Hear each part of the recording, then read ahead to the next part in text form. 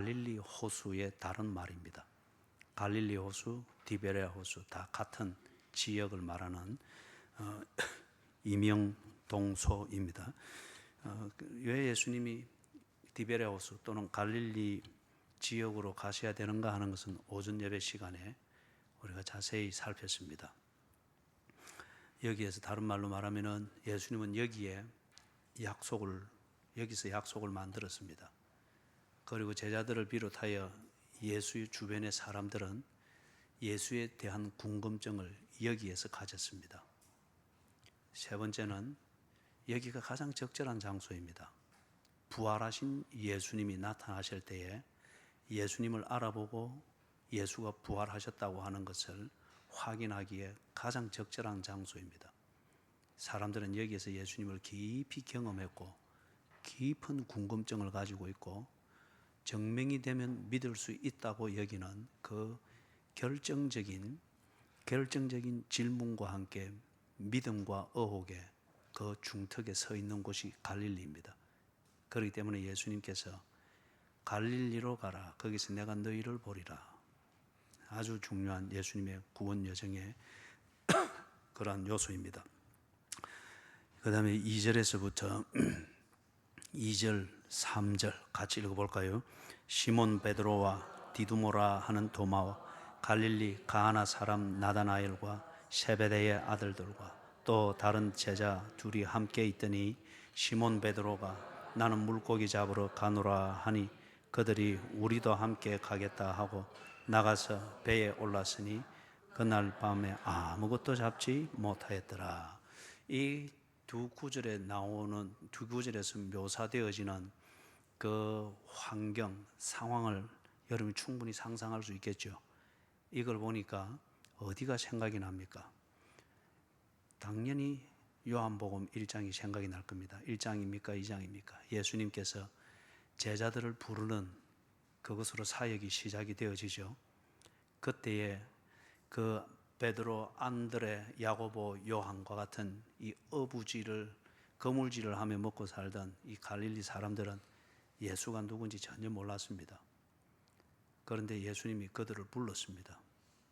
어떻게 그들이 설득이 되어졌는지, 논리에서 설득이 됐는지, 소위 말하는 영적 파워에 설득이 됐는지 우리는 모릅니다.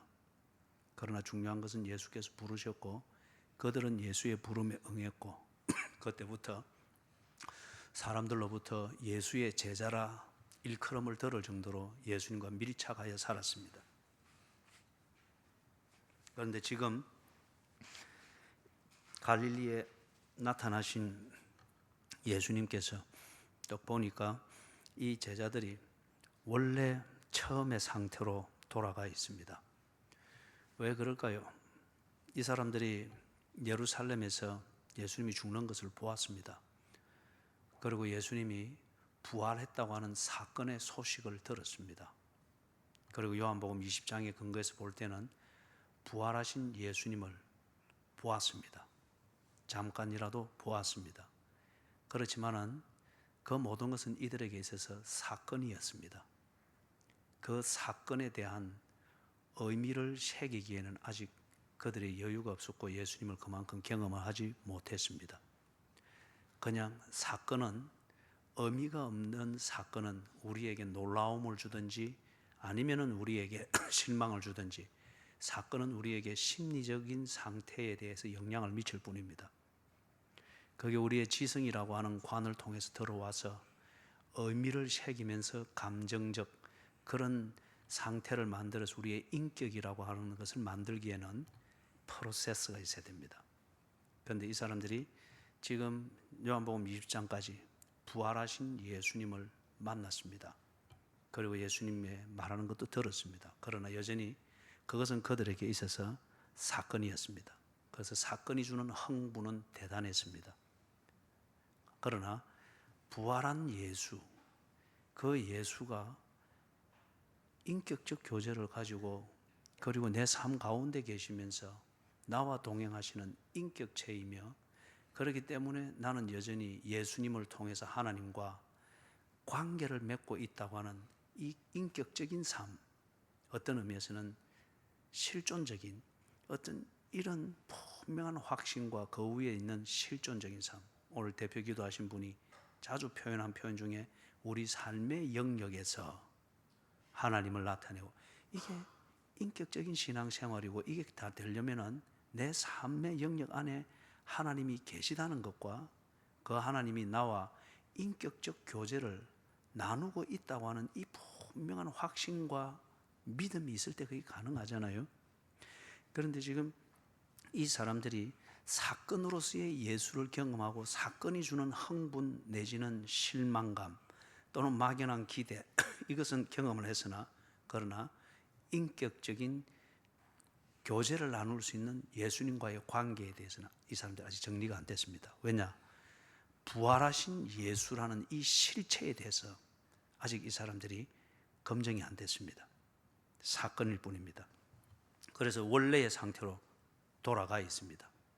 예수에 대해서 좋은 마음도 있고 흥분도 있고 사건에 대한 사건을 경험하고 난 뒤에 충격도 있고 그것이 주는 여운이 만들어내는 영향도 있습니다.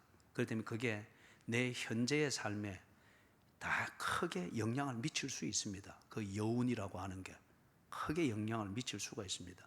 예를 들면 여러분, 여자분을 예를 들면 이 또 여성 비하라고 해서 그래 알겠죠. 남자로 치십시오. 그것도 저라고 치십시다. 제가 만약에 혼자가 됐다고 치십시다. 그런데 이제 혼자가 된 뒤에 제가 혼자 그렇게 폼나게 혼자 탁 지키면서 독수 공방하면서 아내와의 그 어떤 절개를 지키면서 산다. 그리 하게 될 때에 그리 살 수 있는 도덕적 힘과 의지는 내 아내가 남기고 간 여운입니다. 아니면 주관적으로 내 아내에 대한 추억, 그것이 만들어내는 어떤 나름대로의 내 주관적 의미, 이게 내가 혼자 그렇게 산다 하는 어떤 이런 것을 가능하게 만들 거예요. 그거는 절대 인격적인 관계에서 나오는 그게 아닙니다. 그렇기 때문에 이거는 내가 무너지거나 내 생각이 바뀌거나 더 큰 매력을 느끼는 무언가를 만나게 되면 이거는 쉽게 안개 사라지듯이 사라집니다. 그거는 관계가 아니고 내 자신의 주관적 생각입니다. 이 주관적 생각을 만드는 데 영향을 미치는 큰 요소가 인상 깊은 사건입니다. 그래서 그 사건을 경험한 것을 통해서 내게 남겨져 있는 심리적이든지 지성적이든지 감정적 여운, 이게 우리 현재 삶에 상당히 영향을 미치죠. 그러다 보니까 낮에도 오전에도 말씀드렸습니다만은 그 여운을 어떻게든 붙들어 매려고, 그리고 그 여운이 주는 어떤 분위기를 어떻게든지 유지하려고 그런 식의 똑같은 어떤 종교적 주수를 하듯이 정기적으로 금식을 하든 아니면은 꼭 예배를 드릴 어떤 자기 나름대로의 어떤 징크스를 만드는 거예요. 그거는 신앙이 아닙니다. 그렇게 해서 또 내가 흥분되어지고 열기가 살아나고, 그거는 성령이 주는 은혜가 아닙니다. 그 사람의 종교심이고 종교적 열정입니다. 그래서 지금 이 제자들이 결과적으로 보십시오. 원래대로 처음으로 돌아갔습니다. 예수 만나기 전에 그 삶으로 돌아갔습니다. 이 사람들의 마음에 예수에 대한 좋은 생각이 있고, 누가 예수를 욕하면은 그물 놔두고 멱살이라도 잡을 정도로 예수에 대한 그런 좋은 마음이 있습니다. 그러나 현실은 뭐예요? 이들의 삶의 영역에서 예수는 없습니다.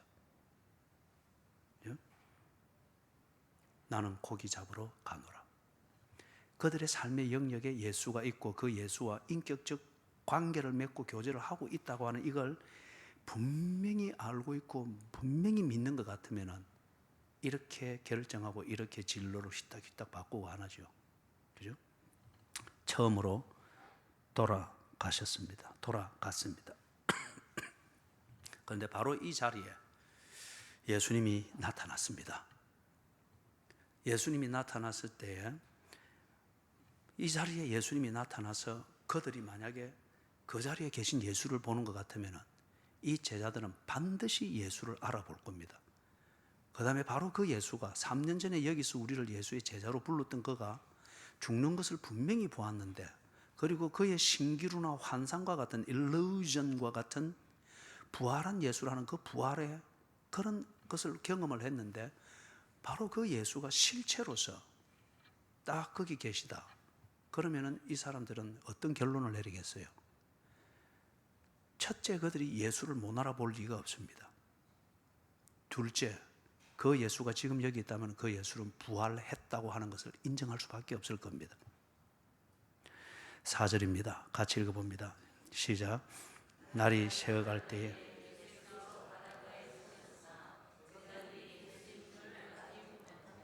아이러니이자 답답함입니다. 예수는 분명히 거기 계십니다. He must be there. 하나님의 백성이 있는 곳, 이루어야 될 하나님의 약속과 뜻이 있는 곳에는 반드시 예수가 계십니다. 그런데 그들이 거기 계신 예수와 함께 있으면서 예수가 없다고 합니다.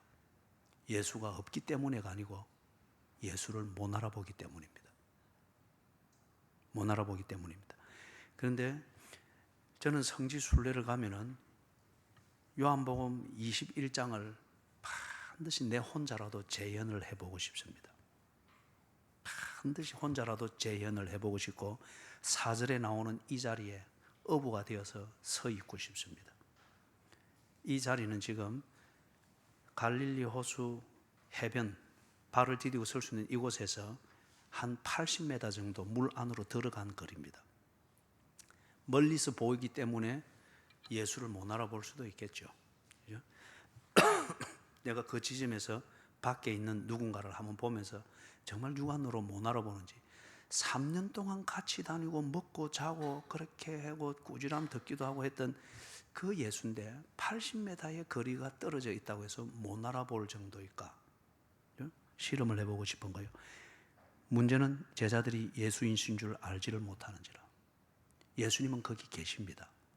그러나 이 제자들의 눈높이에서 증명이 되지 않았기 때문에 부활이라고 하는 이것을 지금 모릅니다. 그걸 모르니까 지금 예수와 똑같이 생긴 사람이 있지만은 애써 논리적으로 예수 아니라고 합니다. 부활이 말이 안 되고 비논리적이기 때문에, 비과학적이기 때문에 과학적으로 모든 것이 예수와 똑같으나 그들이 가지고 있는 또 다른 과학적 이론의 틀로서 그가 예수 아니라 또는 예수에 대해서 아예 무감각해져 있는 겁니다. 이게 오늘 인간들의 비극입니다. 5절, 6절 같이 읽습니다. 예수께서 이르시되 얘들아 너희에게 고기가 있느냐?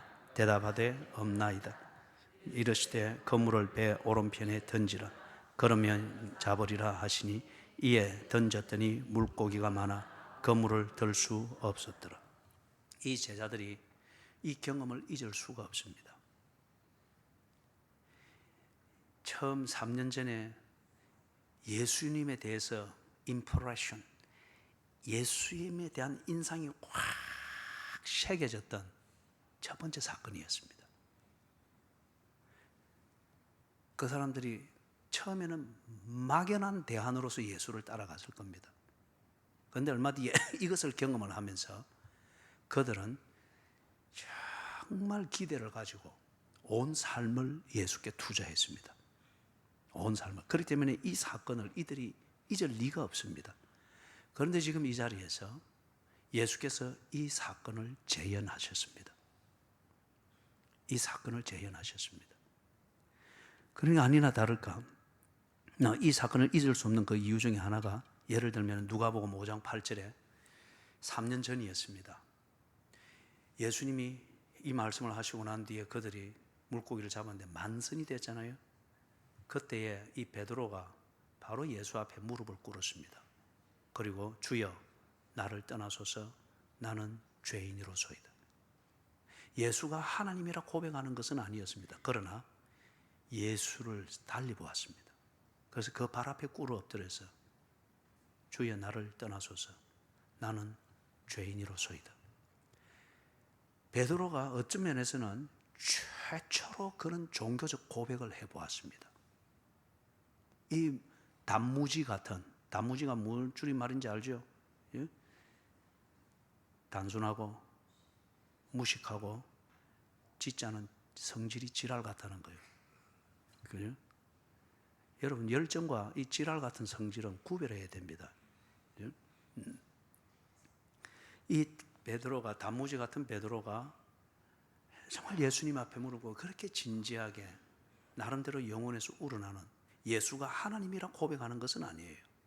그러나 진심으로 그 영혼으로 받들면서 자기가 죄인인 것을 고백하면서 그렇게 하는 것, 생전 처음 해보는 고백이었을 겁니다. 이렇게 만들었던 예수님의 그 기적의 사건을 최소한도 베드로가 잊을 리가 없고, 그때 베드로와 함께 있었던 안드레, 야고보, 요한이 잊을 리가 없습니다.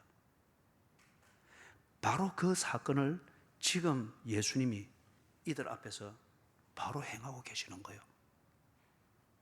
지금 이 제자들이 이걸 지금 역시 경험을 합니다. 이 사람들이 이제 더 이상 거기 계신 예수를 모른다 할 수 있겠습니까? 아니면 못 알아볼 수가 있겠습니까? 부활이 뭔가 논리적으로 설명이 안 되고 논리적으로 납득이 안 되기 때문에 인정은 못 한다 할지라도 지금 눈앞에서 펼쳐지고 있는 이 분명한 팩트, 예수가 한 그 일을 지금 똑같이 하고 있는 이 분이 예수가 아니라고 말할 수 있겠느냐 말이에요. 예? 보다 중요한 것은 바로 얼마 전에 그들이 예루살렘에서 부활하신 예수를 사건으로 경험했지 않습니까? 삼중으로 지금 예수의 상이 딱 겹쳐지는데 똑같습니다. 3년 동안 함께했던 예수의 상, 십자가에 죽으시던 예수의 상, 그리고 얼마 전에 부활했다고 하면서 쑥 나타나는 모양새는 어찌 보면 귀신처럼 나타나는, 문도 안 열는데 쑥 나타났다. 그런데 그 예수의 상, 그 다음에 마지막으로 지금 여기서 3년 전에 그 놀라운 사건을 했던, 내 삶의 영역에서 그 사건을 했던, 그래서 내 삶의 영역에서 그 앞에 꿇어 앉아서 주님이라 고백했던 바로 그 예수와 똑같은 그분이 지금 여기 있는 거예요.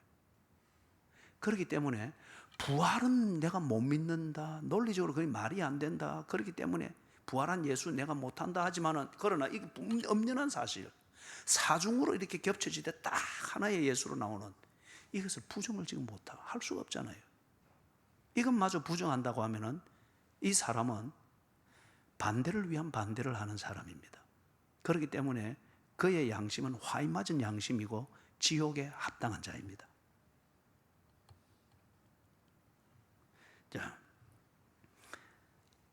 7절 같이 읽습니다.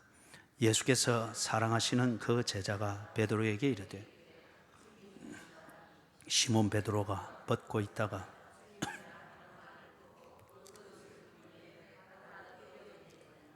당연하죠. 요한이 예수인 줄 알아보았습니다. 아직 부활이 왜 그런지, 부활이 믿어졌기 때문에 예수를 당연시 하는 지금 이게 아니에요.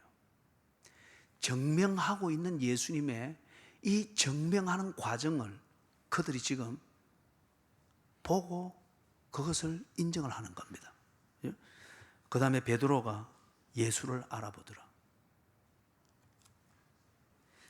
8절에 보니까 지금 예수를 보게 되고 물고기를 잡은 이 자리와 이 시점, 그 자리와 예수가 지금 서 있는 그 계신 그곳까지 약 한 80m 떨어져 있습니다. 그 사이에 물이 있죠. 그런데 베드로가 벗고 있다가 주님이라 하는 말을 듣고 겉옷을 두른 후에 바다로 뛰어내리니라. 제가 성지순례 가면은 이 자리에서 뛰어내려 볼 겁니다. 저를 구조하러 들어올 필요는 없습니다. 제가 한 1km까지는 헤엄을 칩니다. 근데 그동안 한국으로 나오고 난 뒤에 헤엄을 안 쳐서 어떨지는 모르겠습니다만은, 거기서 주님이 저기 계신다는 것을 발견한 그 상황을 설정을 하고, 여기서 버스 타고 옷을 입고 그리고 뛰어나간다. 모르겠습니다. 갈릴리를 아직 내가 안 들어가 봐서 80m 지점에서는 설 수 있는 데인지, 분명히 아마 80m 정도면 헤엄을 좀 쳐야 될 거예요. 그죠? 그런데 이때 베드로가 헤엄을 치는지 뛰어가는지 걸어가는지 발이 땅에 대는지 이게 정신이 있겠습니까? 지금 여러분이 이 7절을 읽을 때는 상상이 필요합니다. 그 상황을 가지고서 상황을 배경으로 한 상상이 필요합니다. 벗고 있다가 주님이라는 말을 듣고 겉옷을 둘렀다. 베드로가 예수님에 대해서 어떤 마음을 가지고 있는가를 엿볼 수 있는 베드로의 제스처입니다. 그죠? 벗고 있다가 겉옷을 둘렀다. 왜 그랬을까요? 예수님에 대한 베드로의 마음입니다. 그리고 이것저것 따짐이 없이 베드로 특유의, 이전에 풍랑이는 바다에서 예수님이 걸어오는 걸 보고 베드로가 또 뛰어들었죠. 그죠? 뛰어들었죠. 근데 그때와는 사뭇 다른 베드로의 분위기를 여기서 또한 봅니다. 그러나 하여튼 상상을 해보십시오. 주님이시다, 예수다, 이게 아니고 예수에 대한 자신이 가지고 있는 신앙 고백과 의미를 확인을 하면서 주님이시다 하는 말을 듣고 뛰었습니다. 그리고 그 모습을 여러분 생각을 해보시라고요. 열정이 있으려면 이런 열정이 있어야 되지 않겠어요? 오늘 오전 예배 때 같으면은 무덤을 떠나지 못하고 새벽까지 찾아와서 별로 아는 건 없지만 예수에 대한 그 순수한 마음과 사랑으로 무덤에 예수가 계실까 싶어서 무덤 주변을 서성이고 떠나지 못하는 그런 여인들과 같은 그런 열정. 어설피 좀 아는 것 가지고서 저기는 없어, 여기는 없어, 뭐 주일날 교회 가고 뭐 이쩌고 그런 거 할 기가 뭐가 있어. 그 어설픈 지식이 순수한 열정을 다 죽여버립니다. 그러다 보니 하나님을 못 보는 겁니다. 마음이 청결한 자는 복이 있나니 저희가 하나님을 볼 것이며. 베드로의 이 열정이 있어야 됩니다. 열정이 있으려면 지랄 같은 성품이 아니고, 그죠? 지 하고 싶은 대로 설치고 하는 이게 아니고, 그런 지랄 같은 성품이 아니고 예수께 팍 꽂혀버리는 거. 그래서 이게 발에 땅에 대이는지 안 대이는지 상관이 없고, 헤엄을 쳐야 되는지 걸어가야 되는지 뛰어가는지도 상관이 없고, 그러나 주님이신 예수께 욕이 되어서는 안 된다고 하는 무식하지만은 그 순수한 마음으로 있는 어부의 겉옷을 걸치고라도, 그 걸치면 뭐합니까? 지금 물에 붕덩 뛰어들었는데. 그러나 그 열정, 적어도 이때는 베드로가 단무지가 아닙니다. 이게 상상이 될 때 눈물이 날라 그래요. 정말 가슴이 벅차고, 신앙생활의 기쁨, 우리 일상생활의 힘과 기쁨이라고 하는 생활을 통해서 세상이 알지 못하는 기쁨과 세상이 줄 수 없는 평강과 세상이 주지 못하는 그 능력과 힘이라고 하는 것을 여기서 봅니다. 그죠? 정말 여러분, 신앙생활은 이 세상에 살지만은 세상과 다르게 사는 겁니다. 프란시스 베이컨이 knowledge is power, 아는 것이 힘이라 그랬죠. But it's wrong. 그건 틀렸습니다. 오늘 현대인들이 적게 압니까? 너무 많이 압니다. 그런데 다 시금방지고 열정이 없고, 부부 사이도 어떤 지식이 모자라서 우리 부모님 세대처럼 그렇게 정말 진국처럼 살지 못합니까? 더 많이 알잖아요. 그런데 어설피 알고 어중간히 아는 거지식 때문에 부부관계에서도 진국 같은 그 사랑의 맛이 없습니다. 어쩌면은 정말 피곤하고 머리 뇌세포에 쥐가 날 정도로 신경을 써야 되는 게 부부관계인 것 같아요. 이 베드로가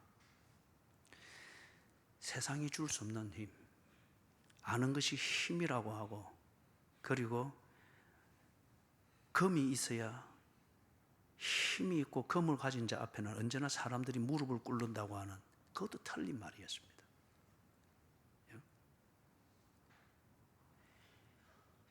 뒤에 우리가 정리되지만 예수를 믿는 신앙, 하나님과의 관계, 이 관계에 근거되어진 신앙 생활이라고 하는 이게 정말 사람을 움직이게 만들고 물로도 막을 수가 없고 거리로도 막을 수가 없는, 그리고 나의 무지함이라는 이 세속이 만든 그 어떤 꼬리표로도 막을 수 없는 삶의 힘을 줍니다. 이게 신앙생활입니다.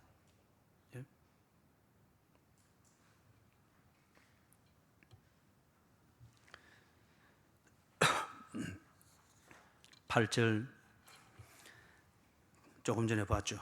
제자들은 육지에서 거리가 불과 한 50칸쯤 되므로 왜 제자들이 베드로처럼 뛰어들지 못하는가? 베드로가 뛰어든 것은 거리가 짧았기 때문에 순간적인 판단으로 기지를 발휘한 게 아니에요. 열정이라 그 말입니다. 왜 그러느냐? 다른 제자들은 이미 거리가 먼저 쫙 뒤에서 들어오잖아요. 80m. 그러니까 배 저어서 나오고 있습니다.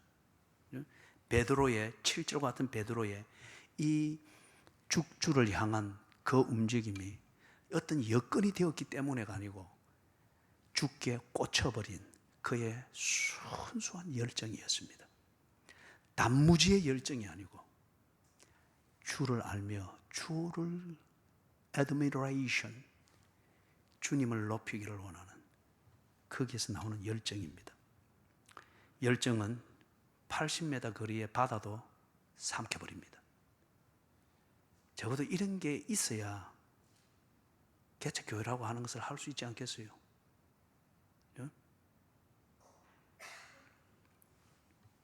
9절에서부터 13절 같이 읽습니다. 시작.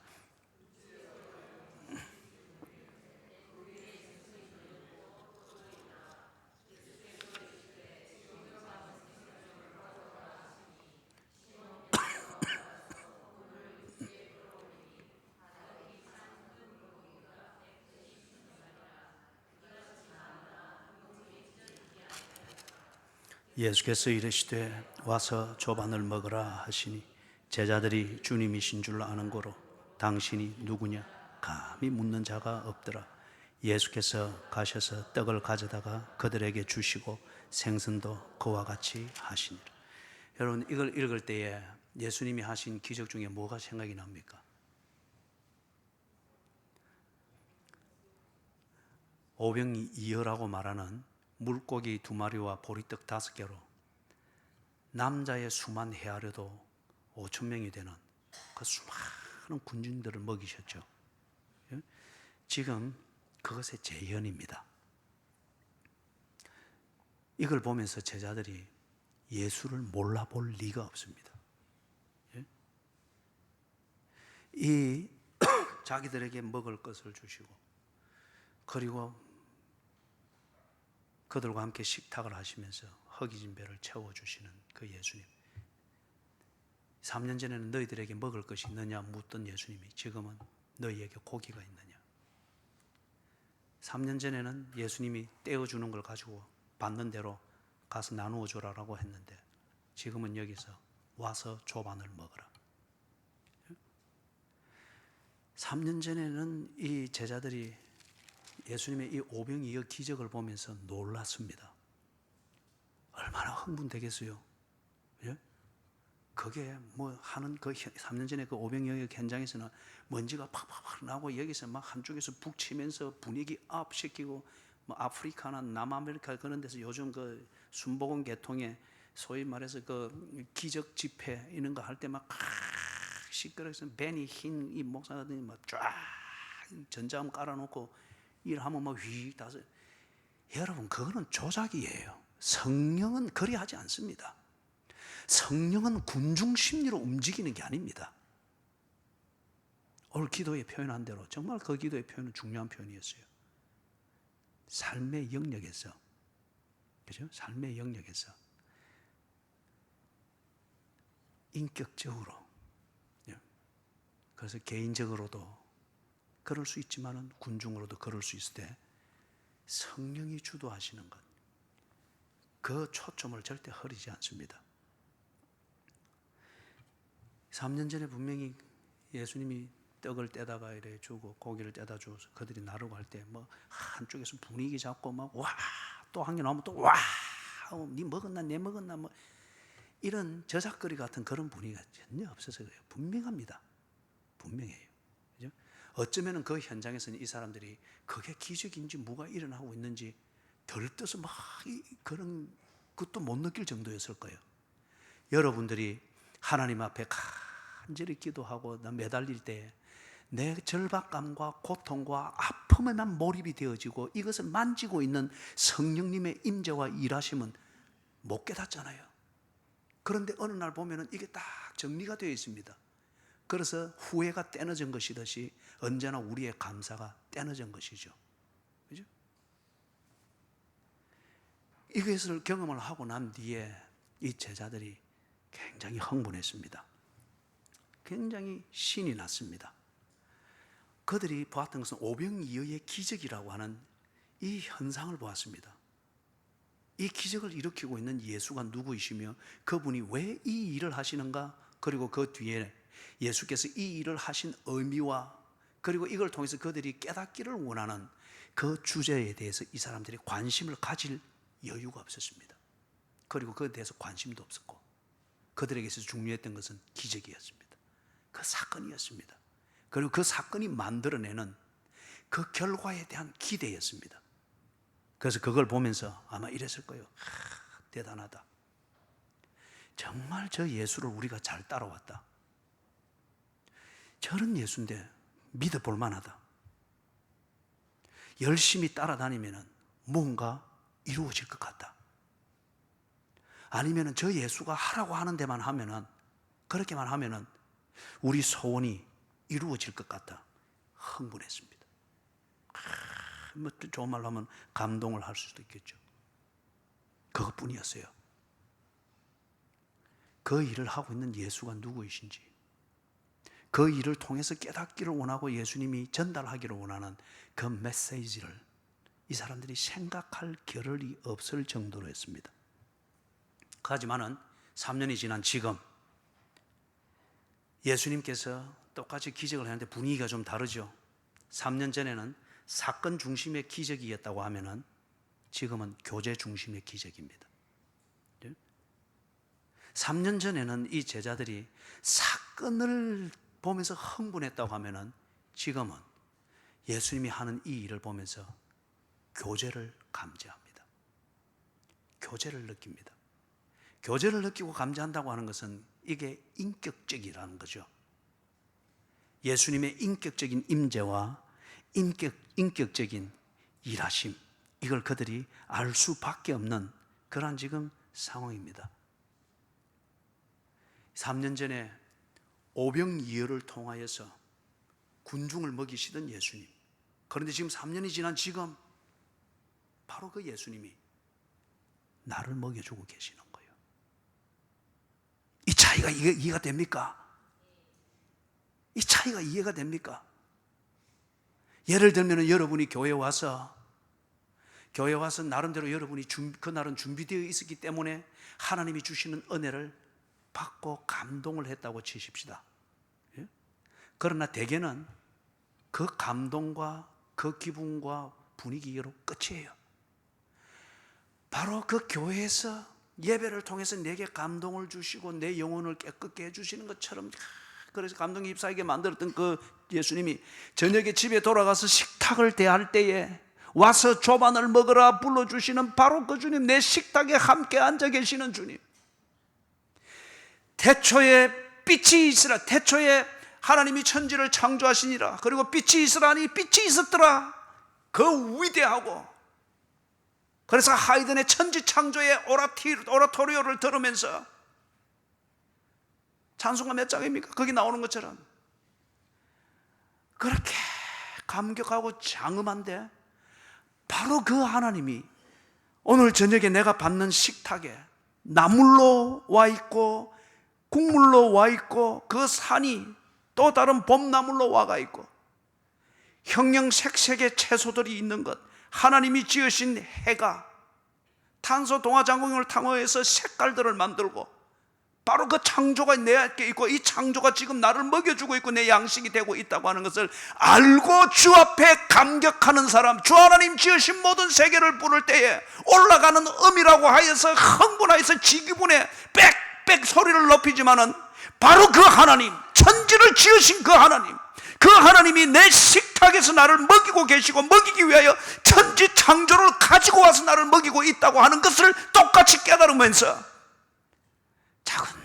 작은 밥알을 씹으면서 주 하나님 지으신 모든 세계, 소리로만 찬양을 부르는 게 아니에요.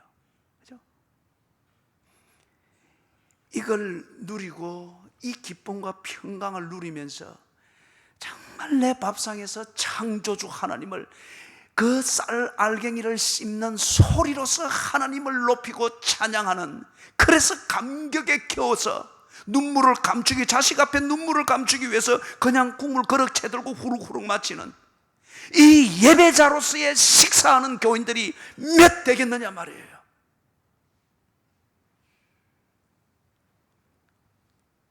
밥 잘 먹고 부른 배로 하나님 섬기는 사람들이 만드는 그 고요와 경배의 분위기에서 꾸벅꾸벅 졸고만 앉아있는,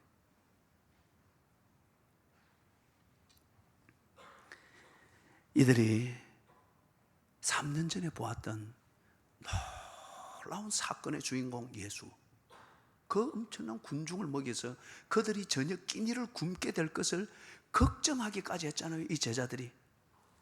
그런데 그들을 쫙쫙 먹이던 예수, 그래서 놀라고 이분을 따라가면 뭔가가 이루어지겠다 기대를 가지게 만든 예수가 남이 아니라 지금 자기들의 삶의 영역에 나타나셔서 자기들을 먹이고 있는 거예요. 와서 조반을 먹어라. 교제하시는 예수님, 나와 관계를 맺고 계시는 예수님, 내 밥상에 계시는 예수님, 내 끼니를 걱정해 주시는 예수님. 이 제자들이 이 예수를 못 알아볼 리가 없습니다.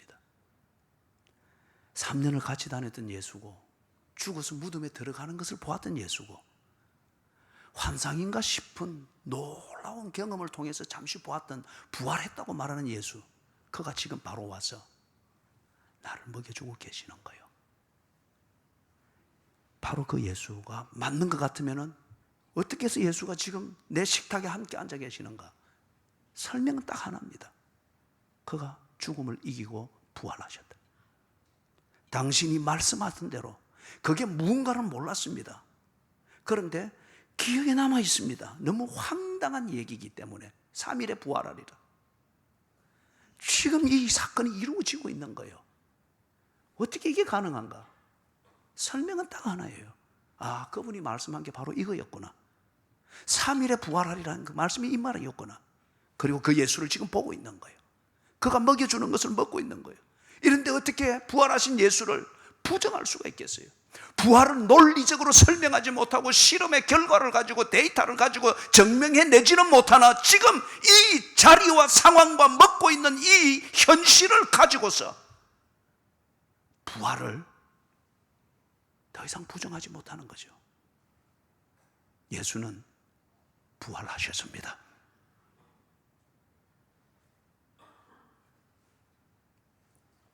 그래서 14절에 같이 읽어봅니다.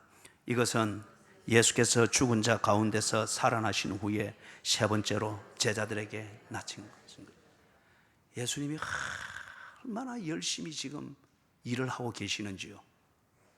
예수님은 당신이 일을 하고 있다고 하는 이 폼을 가지고 사람을 감동시키려고 한 적이 없습니다. 목적을 성취하기 위해서 집중하는 게 그분의 일하는 태도였습니다. 우리 성도들이 우리의 삶의 태도를 이렇게 배워야 됩니다. 세 번째로 제자들에게 나타나신 것이라.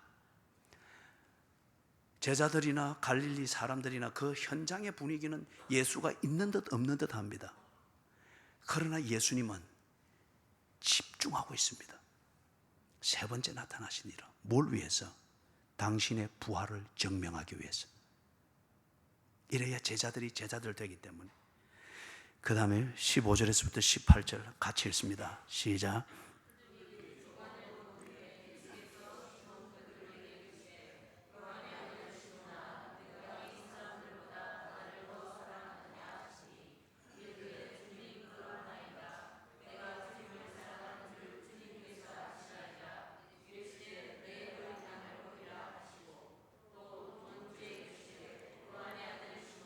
네가 나를 사랑하느냐 하시니 이르되 주님 그러하나이다. 내가 주님을 사랑하는 줄 주님께서 아시나이다. 이르시되 내 양을 치라 하시고 세 번째 이르시되 요한의 아들 시몬아 네가 나를 사랑하느냐 하시니 주께서 세 번째 네가 나를 사랑하느냐 하시므로 베드로가 근심하여 이르되 주님 모든 것을 아시오매 내가 주님을 사랑하는 줄을 주님께서 아시나이다. 예수께서 이르시되 내 양을 먹이라. 내가 진실로 진실로 네게 이르노니 네가 젊어서는 스스로 띠뛰고 원하는 곳으로 다녔거니와 늙어서는 네 팔을 벌리리니 남이 네게 띠띠우고 원하지 아니하는 곳으로 데려가리라. 아멘. 참 아름다운 말씀입니다. 문학적으로 보든 신학적으로 보든 흘러오는 요한복음의 문맥으로 보든 참 아름다운 말씀입니다. 그런데 아름답다 할 때에 무엇 때문에 이게 아름다운가? 이 본문을 여러 가지로 우리가 이해를 하죠. 그런데 예수님이 당신의 부활을 자기 백성들을 위해서 증명해 주시는 이 열심을 지금 부활로 40일 동안 그렇게 하신다고 하면은 당신의 부활을 스스로 증명을 하는 이 맥락에서 15절에서부터 18절은 어떤 의미가 있을까? 이게 예수님의 부활을 증명하는 것과 당신이 스스로 증명하는 것과 어떤 관계가 있을까? 많은 고민을 하게 만들고 그게 정리됐을 때는 정말 예수가 사랑이시다. 사랑은 절대 여러분 분위기가 아닙니다. 절대 분위기가 아닙니다. 사랑은 피 터지는 삶의 현장입니다. 피 터지는 삶의 현장에서 꿋꿋이 자기다움을 지키며 목적에 집중하도록 참된 도움이 되는 것. 그게 사랑입니다. 예수님께서 왜 베드로를 찾아오셨는가? 마태복음 16장 18절 19절 같이 한번 찾아보십시다. 마태복음 16장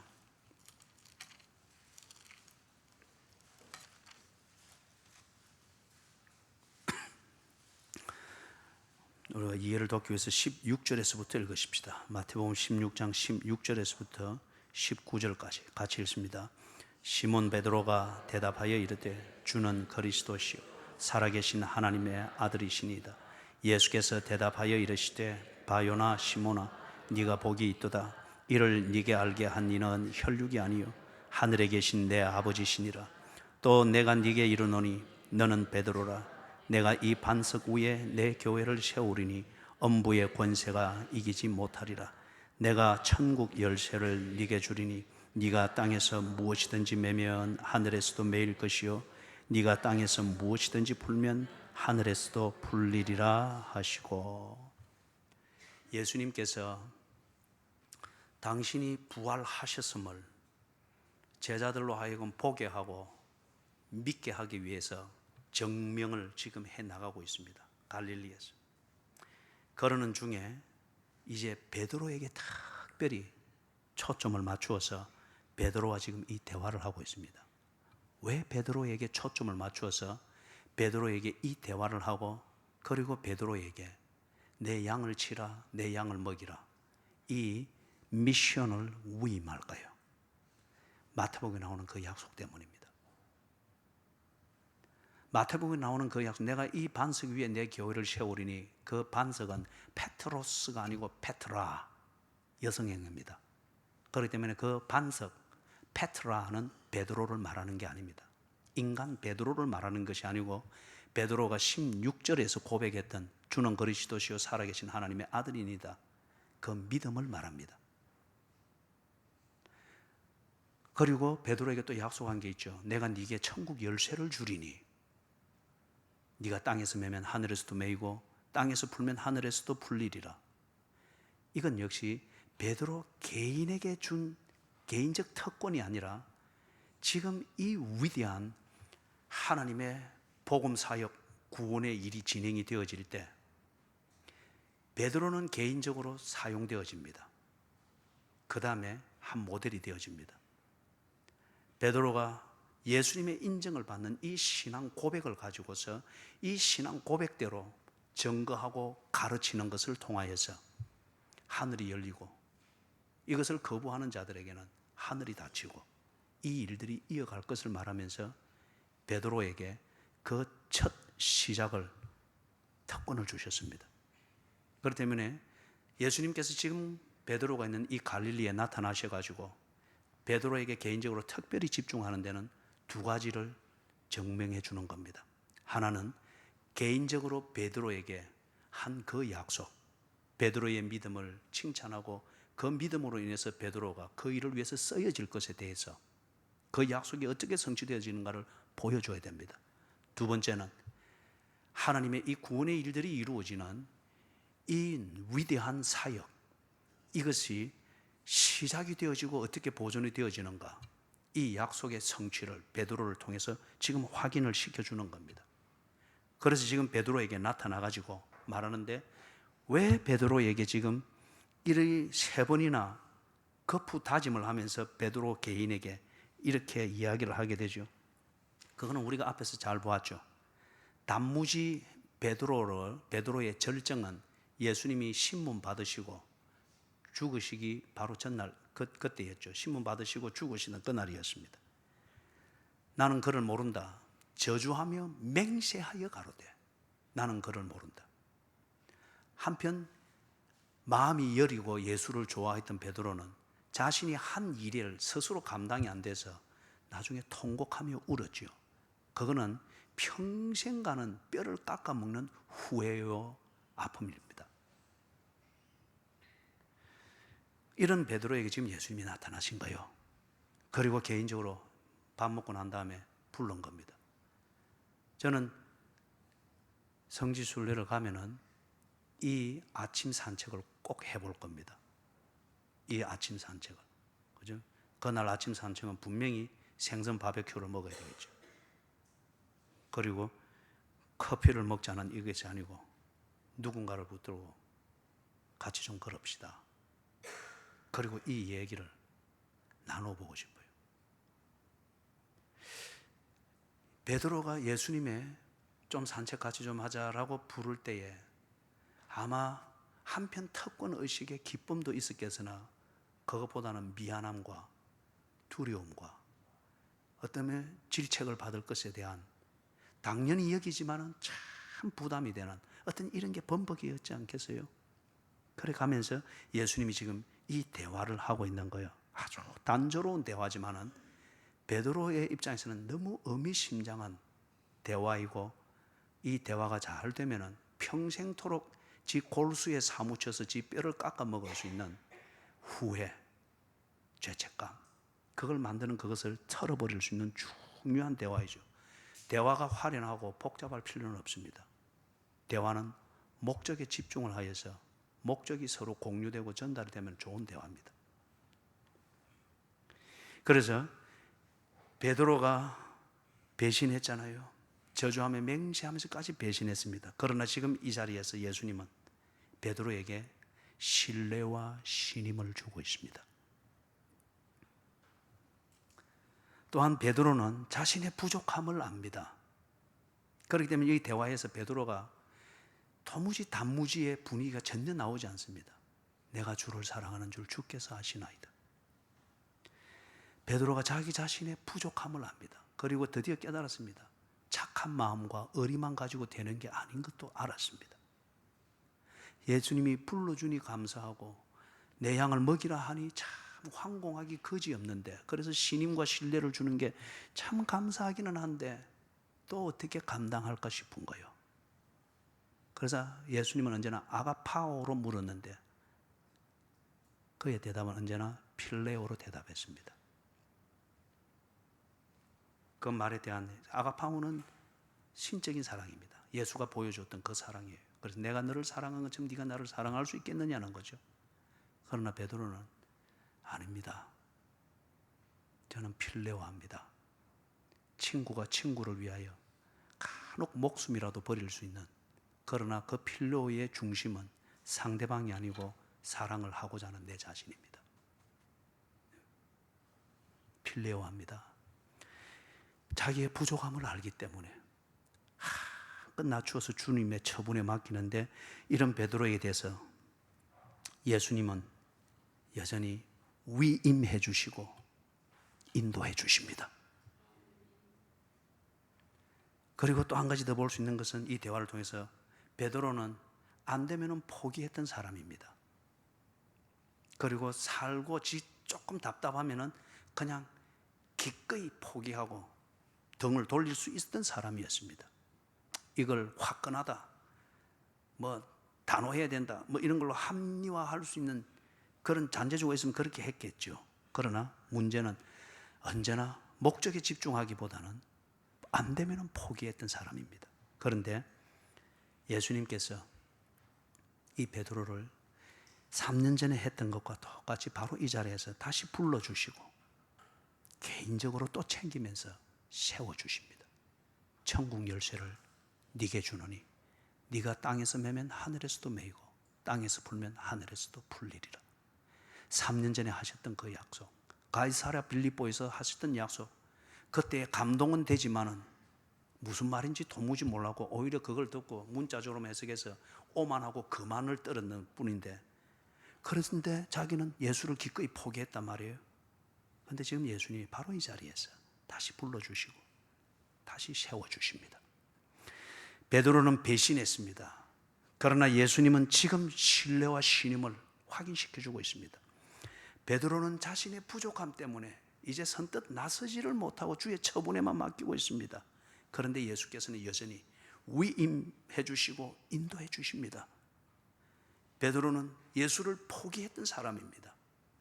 그런데 예수께서 이 베드로를 약속대로 다시금 부르시고 세워주고 계십니다. 여러분이 지금 이 상황의 베드로라면 여러분이 예수에 대해서 무엇을 깨닫고 어떤 내용의 믿음을 가지겠습니까? 베드로는 그렇기 때문에 이제 18절에서 예수님이 말씀하는 대로 이제는 네가 필레오를 위해서 죽는 것이 아니라 아가페를 위해서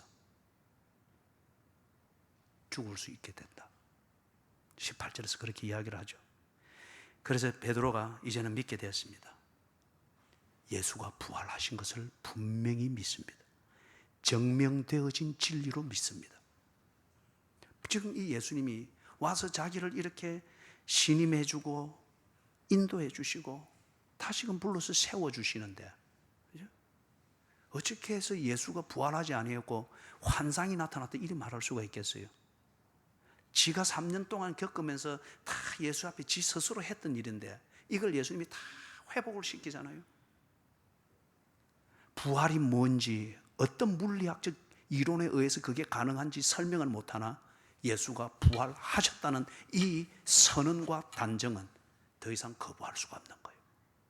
그래서 베드로는 예수의 부활을 믿습니다. 그리고 예수께서 지금 부활하신 예수께서 나를 세워주시고 위험한다면 내게도 이 부활의 생명이 있음을 믿습니다. 그렇기 때문에 베드로 전서와 베드로 후서에서 부활 신앙, 부활 생명을 저변에 깔고 베드로가 고난받는 초대교인들에게 시험을 견뎌라고 이야기하잖아요. 부활 생명을 믿습니다. 그리고 세 번째, 이때로부터 해서 베드로는 변화된 삶을 삽니다. 이걸 가리켜 신앙생활이라고 합니다. 부활 생명을 가지고 내게 부활 생명이 있음을 깨닫고 부활하신 예수의 그 명령을 순종하기 위하여서 예수처럼 살려고 집중하는 것, 이게 신앙생활입니다.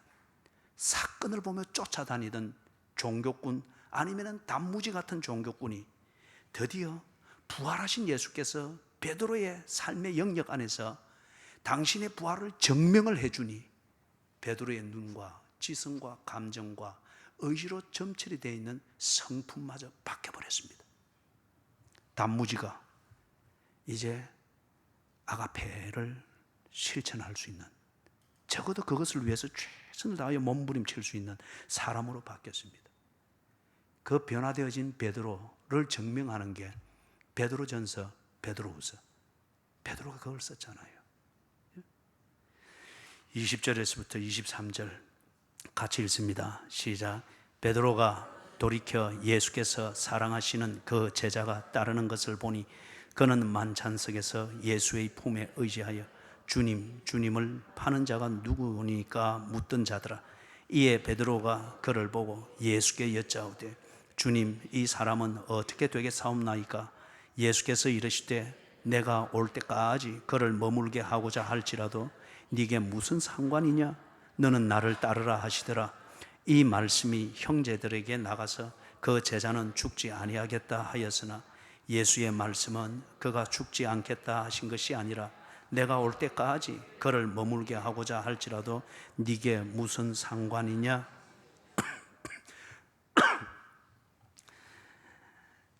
예수님이 부활하셔서 당신의 부활을 증명을 할 때에 한 가지 중요한 약속을 확인을 해야 되죠. 나는 부활이요 생명이니 나를 믿는 자는 죽어도 살겠고 무릇 살아서 나를 믿는 자는 영원히 죽지 아니하리라. 생명의 본질을 말합니다. 지금 여기서 베드로의 질문을 들으면서, 요한에 대한 베드로의 질문을 들으면서 예수님께서 하시는 이 대답 안에 영원한 생명에 대한 부활 신앙으로 만들어진 영생이라고 하는 이것에 대한 본질이 여기서 쫙 게시되어져 있습니다. 생명의 개념이 바뀌었습니다. 베드로 같은 경우는 지금 여기서 질문하는 게 그거잖아요. 저 요한은 어찌 되었습니까? 예수님이 그리 사랑하고 저 사람도 예수님을 그렇게 사랑을 하는데 저 요한은 어떻게 되겠습니까? 나는 이제 아가페의 죽음을 죽는다고 하면 돼. 저 요한은 어떻게 됩니까? 아직 베드로가 생명에 대한 이 개념이 정리가 안 되는 거예요. 영생이라는 이 개념. 그래서 지금 이 질문을 통해서 예수님이 대답을 해주는 겁니다. 생명의 개념이 바뀌었습니다. 지금까지는 베드로나 요한이나 그런 이 제자들이 생명을 시간의 길이로 측정을 했습니다.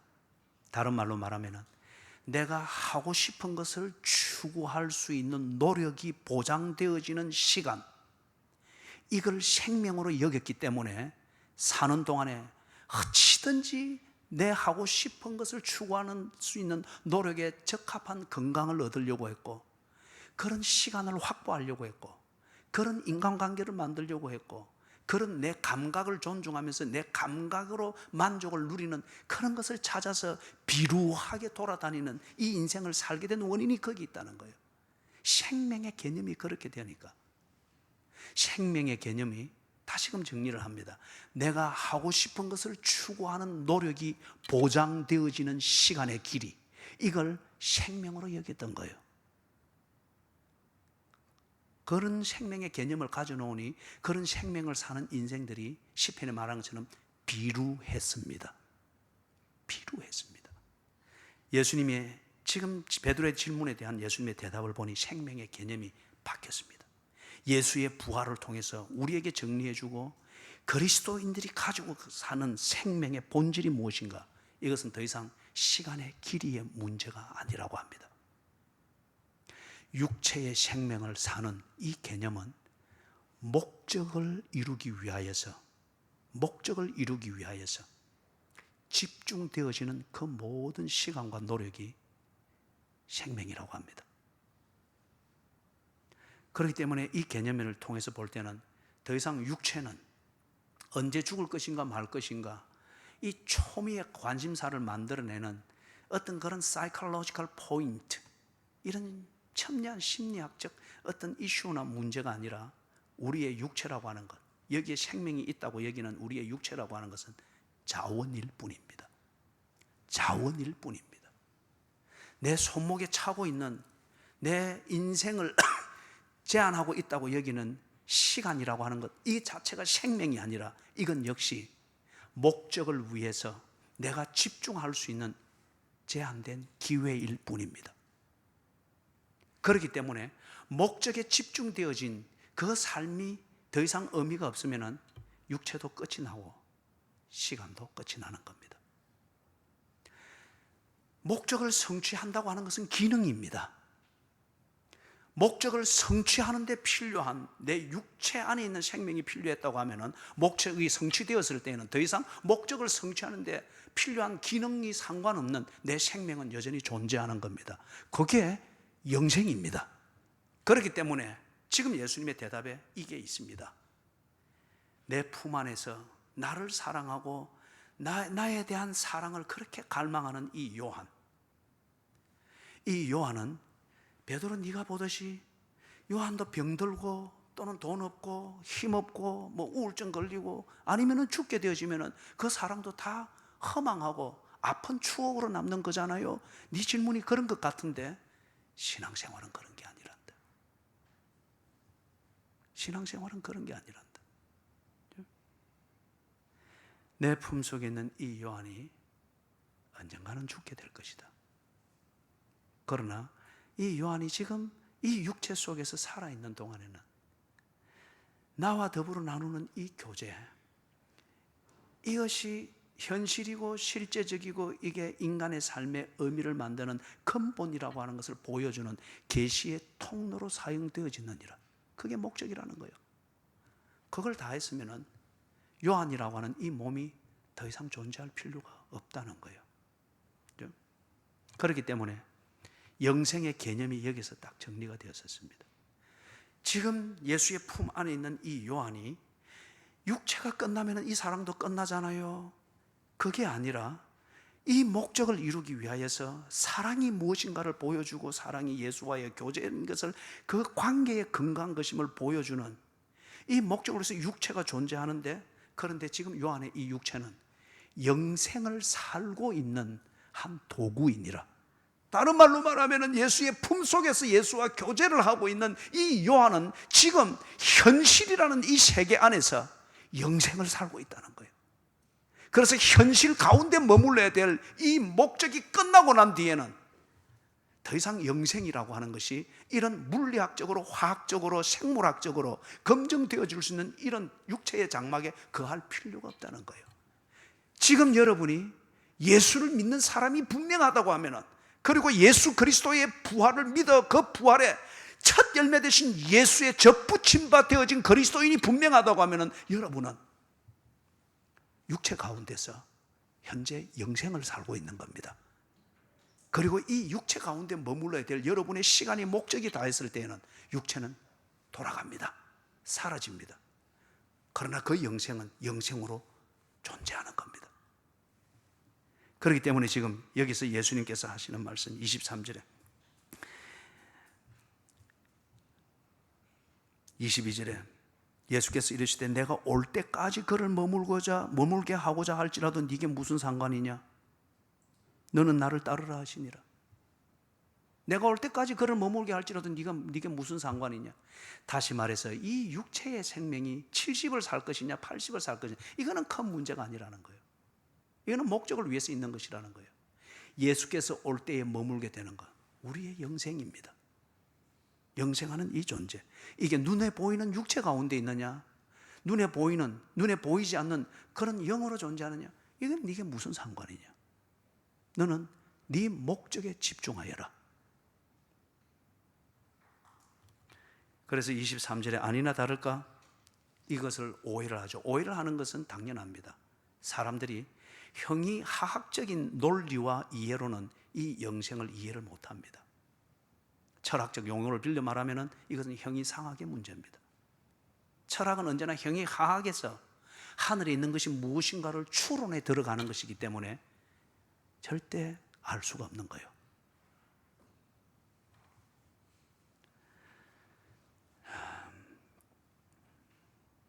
(24절) 같이 읽고 정리하겠습니다. 시작. 이 일들을 증언하고 이 일들을 기록한 제자가 이 사람이라 우리는 그의 증언에 참된 줄 아느라.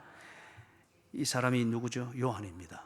그래서 지금 요한이 이 모든 것을 정리를 해서 쓴 게 요한복음입니다. 요한의 이 정은, 즉 요한복음을 읽으면서 우리가 예수를 요한이 깨달았던 것 같은 그런 깨달음을 가집니다. 요한의 목격과 증언을 통해서 예수의 부활이 이렇게 증명이 되었고, 그 증명을 통해서 우리가 예수가 부활하신 것을 믿고, 그리고 첫 열매인 예수처럼 우리 또한 예수의 부활의 생명을 가지고 이제는 영생을 산다고 하는 것을 우리에게 증언을 하고 있잖아요. 그런데 이 요한복음을 읽으면서 첫째, 내가 요한과 같은 믿음을 가지고 그 믿음에 머뭅니다. 요한복음을 읽으면서 요한이 가졌던 같은 믿음을 가지고 바로 그 믿음에 머뭅니다. 둘째, 그럴 때에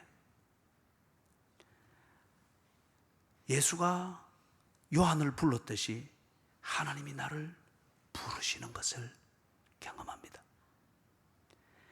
예수님이 디베랴 바닷가에서 요한을 비롯하여 제자들을 먹이시듯이 예수님께서 나를 먹이시는 것을 일용할 양식을 대할 때마다 눈물겹게 경험합니다. 찬물 한 그릇을 마셔서 한 끼를 때우든 아니면 배가 터지도록 먹어서 포만감이 넘치도록 먹든 그것은 하나님이 나를 먹이시는 일용할 양식이다. 그리고 바로 그 믿음에 머물 때 와서 조반을 먹으라 하며 교제하시던 그 예수님처럼 하나님께서 나와 교제하십니다. 여러분을 만나고 함께 예배할 때 어머니의 장례식에 그 전체 진행하는 이 과정에 있을 때 하나님이 나와 교제하시는 것이 얼마나 살갑게 느껴지던지요. 그래서 어머니의 빈소 앞에 와가지고 허줍잖은 교인이 와서 그 다니던 교인 말이에요. 어줍잖은 교인이 와서 아이고 하면서 곡을 하고 할 때 얼마나 모욕감을 느끼던지. 그 사람이 정말 어머니를 아는 사람인가? 자기가 다니는 교회에 평생 기도하던 권사, 그 권사를 제대로 알고 지금 조문으로 왔는가? 얼마나 모욕감을 느끼던지. 하나님이 나와 교제하시는 것을 살갑게 느낍니다. 그리고 이 예수께서 베드로를 신뢰해 주시고 베드로를 세워 주시듯이 바로 이 하나님이 나를 신뢰하시고, 그리고 이 베드로에게 내 양을 먹이라, 내 양을 치라, 내 양을 먹이라 라고 해서 그렇게 위임하고 불러주시듯이 바로 그 하나님이 베드로와 같은 믿음, 요한과 같은 믿음에 머물 때에 바로 그 하나님이 나의 신앙생활을 풍성하게 하시는 것. 얼마나 풍성하게 하시는지, 얼마나 풍성하게 하시는지. 이것을 경험하며 삽니다. 2000년 전 갈릴리 바닷가에서 당신의 부활을 증명하셨던 예수님, 그분은 오늘 내게도 증명이 되어졌습니다. 그것을 증명하는 예수님의 그 열심을 보면서 그때로부터 그들은 예수를 따르는 진정한 제자가 되었고, 아가페의 죽음을 기꺼이 그렇게 살았던 그들처럼 예수의 부활을, 이 부활로 인해서 지금 나는 영생을 살고 있음을 분명히 믿습니다. 그리고 내 육체의 생명으로 나는 제한되는 생명이 아니라 육체로 인해서 끊어지는 것과 같은 내 한 면이 부활이라고 하는 것을 통하여서 영생의 본질을 회복합니다. 이것을 믿습니다. 여러분들은 어떻습니까? 예수께서 당신의 부활을 증명해 주기 위해서 증거만 가지고는 우리 스스로 해석을 만들어서 부활을 아무것도 아닌 것으로 만들 수 있기 때문에 증거를 가지고 있는 우리에게 그 증거가 말하는 실체가 뭔가를 예수는 증명해 주셨습니다. 예수를 만난 그 자리, 예수님께 대하여 관심을 가지도록 만들었던 바로 그 신앙의 자리, 그 자리에서 그 믿음으로 기다릴 때 예수는, 믿음을 주신 예수는 오셨습니다. 그리고 당신이 약속대로 죽으시고 그 약속대로 부활하셨음을 증명해 주셨습니다. 그렇기 때문에 더 이상 내 생명은 육체에 매이지 않습니다. 목적을 위하여, 하나님이 부르신 그 목적을 위하여 육체를 가볍게 쓰며 육체를 효과 있게 쓰고자 하는 것이 내 삶의 고민이며 철학해야 될 이유입니다. 나는 영생하기 때문에. 주님의 그 말을 믿습니다. 나는 부활이요 생명이니 나를 믿는 자는 죽어도 살겠고 무릇 살아서 나를 믿는 자는 영원히 죽지 아니하리라. 내가 고난을 받고 죽을 것이며 제3일에 살아나리라. 그분은 살아나셨습니다. 인자가 왕권을 가지고 오는 것을 여기에 서 있는 자들 중에 볼 자들도 있느니라. 나는 그 주님을 봅니다. 우리 천국에서 만나보자. 이건